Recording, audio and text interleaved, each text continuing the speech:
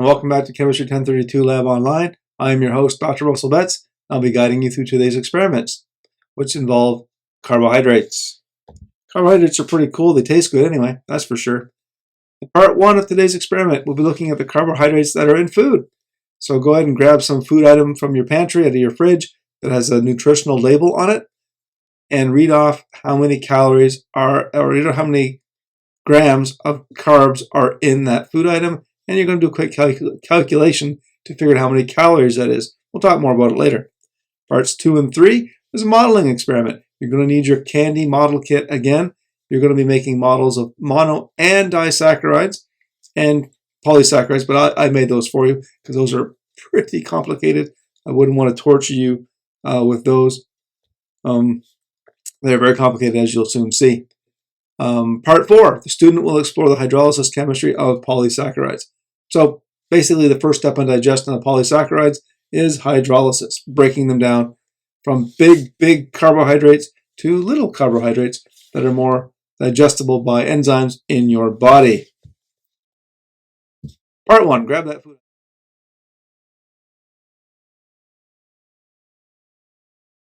Part 1, grab that food item. Read the nutritional label and read off how many grams of carbs are in that food item. Make sure your item has carbs in it. Not all food has carbs in it. Make sure yours does. Read off the grams and just do this simple mathematical calculation to figure out how many calories are as a result of carbohydrates in your food item. Very, very simple. And then after that, you're going to want to calculate the percentage of the calories in your food that are a result of carbohydrates. So read the total calories of your food item. That's in a serving. Now remember, nutritional labels are written in serving sizes. So read the grams of carbs from the single serving and the total calories from the single serving. And then you're going to get a percentage, calories from carbohydrates, which you would have calculated, and the total calories of your food item, which you can read off the serving size. Okay, that should say serving size from your food item. Okay.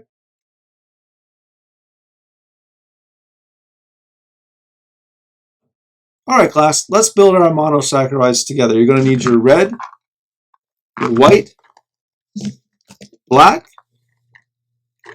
candies. I put mine in a mascarpone thing, because I do like tiramisu. And you're going to need some, toothpicks. Those are your bonds. Now, a carbohydrate is a 6-membered ring. The one that we're going to build is a 6-membered ring. There are 5-membered ring ones, 5-membered ring versions of monosaccharides. We're going to build the 6. So you're going to need 1 oxygen and 5 carbons. We're going to need more carbons in a minute, but we'll start with that.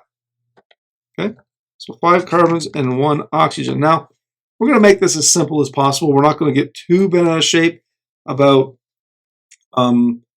bond angles and stuff. I'm going to do my best, but I'm not going to get too crazy about it because that's not really what I'm trying to show you. Now, these molecules are very complicated. Even the simplest monosaccharide is somewhat complicated. What I want you to do is I want you to take your candy and I want you to build basically a hexagon. A stop sign. Oh, that's an octagon. A hexagon. Can't think of anything in our society that's a hexagon at this moment. I'm sure there's lots of things. I want you just to build more or less a hexagon. Doesn't have to be perfect. In fact, it's not going to be perfect. So just relax. Just relax. Just do your best. Do your best. Mine's not going to be perfect. I'm okay with that. And I'm just putting toothpicks in candies. Craving to want to eat them now because they do smell so good. Oh well. Learning first, eating later. All right, now let me see here. This isn't quite what I wanted, but it's close. Maybe I can do a little better than this. Let me see here. Do this. There, maybe. There we go. That's a little better. So there's literally a hexagon, right? The oxygen's at the top. 1, 2, 3, 4, 5 carbons around. So there's my hexagon, my 6-membered ring with the oxygen in it. This is a good template for building a polysaccharide. Now hold it kind of like this and put the oxygen as from your perspective in the top right-hand corner. So from your point of view, top right. I know it looks left on the screen. Now go 1 carbon down This is your anomeric carbon. What I want you to do here is I want you to take a toothpick and put the oxygen, or an oxygen, going in the downward direction. There we go. Just like that. Anomeric oxygen, anomeric carbon, oxygen pointing down. On the other carbon, so we'll go from here to this carbon over here, the one that's to the left from your point of view. Put a toothpick up. CH, another carbon right there. So there you go. Here's your anomeric carbon. So this is from your point of view. It's the carbon from the right of your oxygen, of this oxygen here. This should be in the top right-hand corner from your point of view.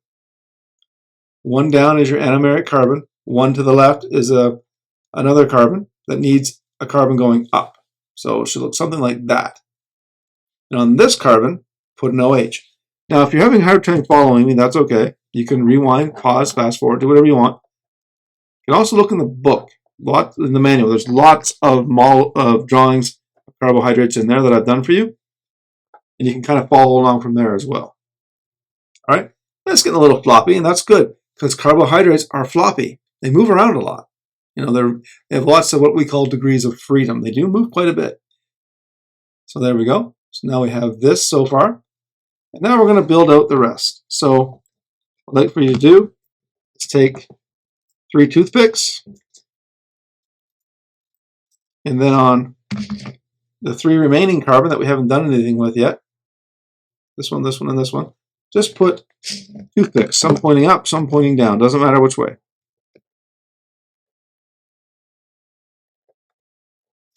So I'm going to alternate mine up and down. And on the end of those toothpicks, put red candies.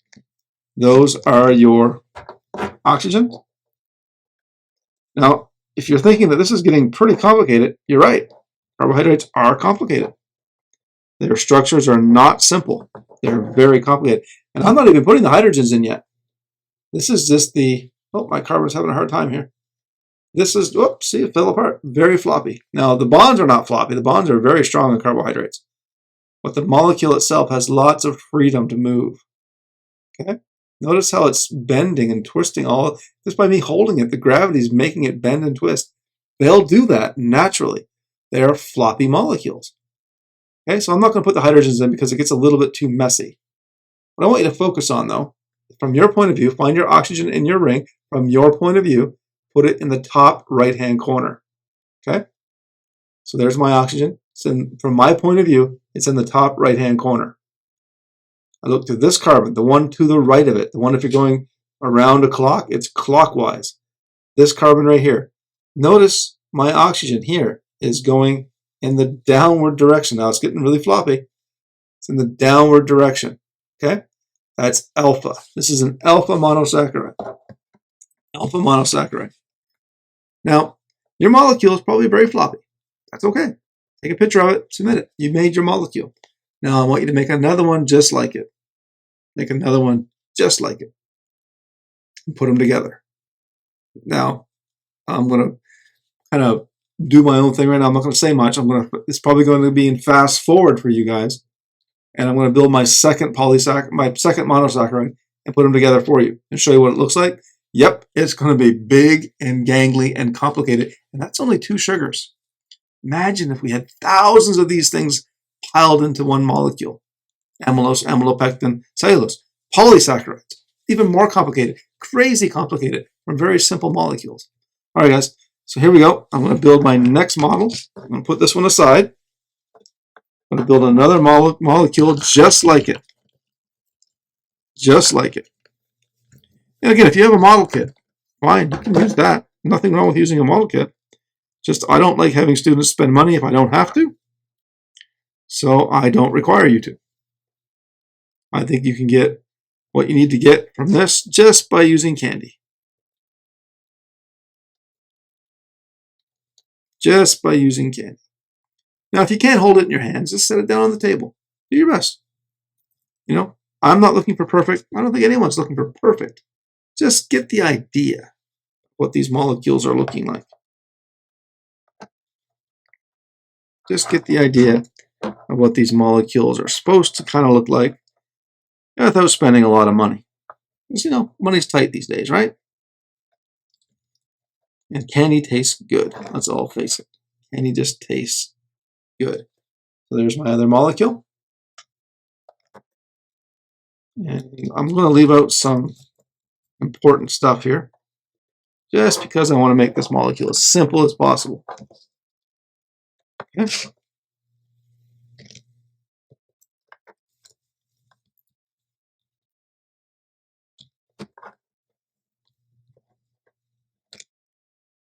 And here we go. Let me see if I can pick this up now. There we go. There is my glycosidic bond right there in front of me. And that is the alpha-1,4. Now, my molecule is falling apart here because my hot hands are dissolving the candy. I love it. There you go. Very gangly. Oh, fell apart. That's all right. Very gangly molecules. Now, remember, these bonds are very strong. These bonds don't fall apart easily. If yours is falling apart like mine is, just leave it on the table. Don't try to pick it up like I did. I just wanted to show the camera. Build your molecules. What I'm really looking for here is I'm looking for the glycosidic bond. I'm looking so that you can see it. You understand that if the glycosidic bond is going down, that's alpha. If the glycosidic bond is going up, that's beta. And that's going to become very, very, very important when we start talking about polysaccharides. Okay?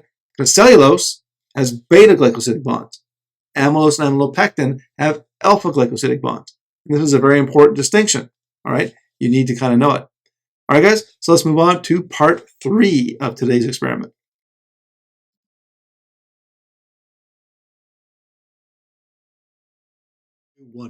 In part 3 of today's experiment, we'll be looking at the structure of polysaccharides. Now, you just saw how gangly and overwhelming monosaccharides and disaccharides were. Polysaccharides are thousands of those things stacked together, just bonded together in different ways. Generally speaking, amylose, amylopectin, those are alpha-1,4 glycosidic bonds. Amylopectin, however, also does contain the alpha-1,6 glycosidic bond. Cellulose, however, contains some beta-1,4 glycosidic bonds. You're going to kind of see the difference in that. And it does matter. It does matter because we can't digest cellulose as humans. Cows can, though.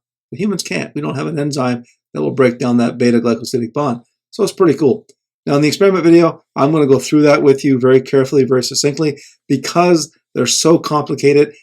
Even as a professionally built model, they're so complicated, it's very difficult to see the forest through the trees. So I'm going to point out all the key structural features for you and help you draw it in your data sheet. All right?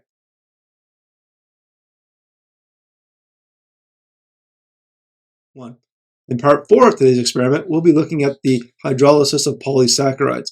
Now, hydrolysis of a polysaccharide is the first step in digestion, and it can be done with acid. Luckily, we have a big vat of acid in our body known as our stomach. Polysaccharides can go down there, and the acid and enzymes in our stomach and in our mouth will start to break these things down for us. So we're going to do the experiment with a simple acid test. We're going to put some polysaccharide in with some water and a polysaccharide in with some acidic water. And we're going to see what happens. Now we're going to do a couple of tests, one of which is the iodine test for starch. Starch is a polysaccharide, okay? So a polysaccharide called starch will be tested in this experiment. We're going to use the iodide test. An iodide test will turn dark blue, almost black, in the presence of carbohydrates, okay, especially starch. Almost black. The iodine solution itself is kind of a pale yellow color. So if we take a look at these pictures, here is the iodine color by itself. That's what iodine looks like when it's just dissolved in water. It's pale yellow. So if you put this pale yellow solution in with a polysaccharide, it will turn black blue, dark, deep, almost such a beautiful blackish blue color, so deep. If there's no starch present in your sample, it'll stay the yellow color. So in this experiment, we're going to do an experiment with polysaccharide and acid, polysaccharide and water. We're going to boil them, and then we're going to test them for the presence of starch. One of them will have starch, one of them won't. You're going to have to make a note of which one doesn't. Now, one of them will, test negative for starch, and we're going to see what did it become? What did it turn into? And that's when we're going to do what's called the Benedict's test. And the Benedict's test is a test for glucose. Now, Starch is a polymer of glucose. I'll give away the farm right here. Starch is a polymer of glucose. So we want to see which one breaks down the starch, the water or the acid, and we want to test to make sure it broke down to glucose. Very cool. Benedict solution looks just like this. Benedict solution is kind of a beautiful turquoise blue color when it's just by itself. And if you give it to a solution or put it into a solution that doesn't contain monosaccharides, it will stay this beautiful turquoise blue color. Sometimes it's a deeper blue than this, but it's basically a blue color. If there's glucose present, it will turn this color. This is a kind of a brick orange, brick red color, and it does form a solid. You can't really see it from the video or on this photograph, but it will turn solid. It'll turn a nice brick red color, and that's positive for glucose. So when you're watching the experimental video that I made for you, you're going to have to determine which one of your polysaccharides, the water or the acid, digested, and which one gave you glucose. All right? And that's how we do it, guys. Now with that, I want to wish you all good luck and good chemistry. We'll see you soon.